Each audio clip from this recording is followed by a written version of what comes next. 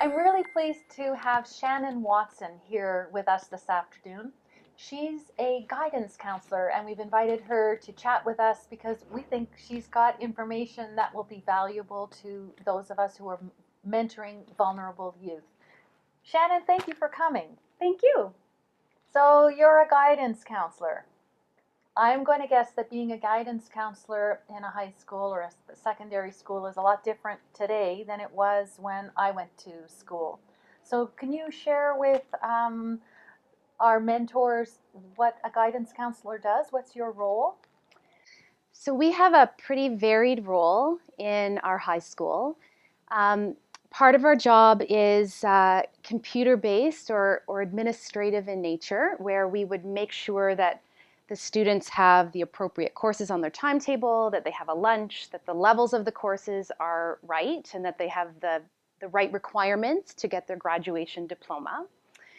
We also work with the elementary schools to help the students transition to high school, and then we also help with the transition from high school to post-secondary education or the world of work. And then we are also a support system for students that are going through a difficult time or for at-risk students. And sometimes that support comes directly from us, and sometimes that support comes from us referring to a community agency that might be able to help. And what are some of the reasons that a student might seek you out or be sent to you through a referral, through a referring agency? What would some of the reasons be? So from a referring agency, we might be referred a student that is coming out of the hospital. For example, if they have been in the hospital dealing with a mental health issue. Sometimes we will work with the police if the student is being referred after being in a correctional facility or if they're on probation, for example. But more often than that, the students are referred to us either from our administration, our principals or vice principals, or from the staff that work in the school.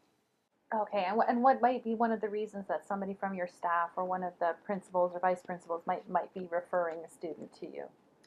So it could be for academic reasons that the student is struggling with understanding the course content, or it could be behavioral reasons, so persistent absenteeism or lateness. It also could be that the student has disclosed to the subject teacher a mental health concern or a struggle that they're having, and then that teacher would bring them to guidance or let us know as counselors so that we can follow up with the student. Okay. So does a student have to have a referral to come and talk to you, Shannon? No, absolutely not. The vast majority of students I would see in a day are self-referring. Ah, okay. And so they're coming to you on their own. Yes. Ah, okay. And do you have an opportunity to meet with all of the students in your school? No, unfortunately, that's not possible. So at my school, we have 3 guidance counselors, myself and 2 of my colleagues, and we have 1,400 students in the school. So it's just not possible to meet with everybody. No.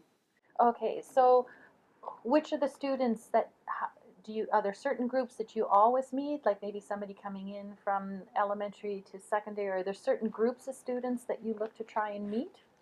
So I try to meet with any student that has been flagged in their elementary school as needing support with the transition to high school.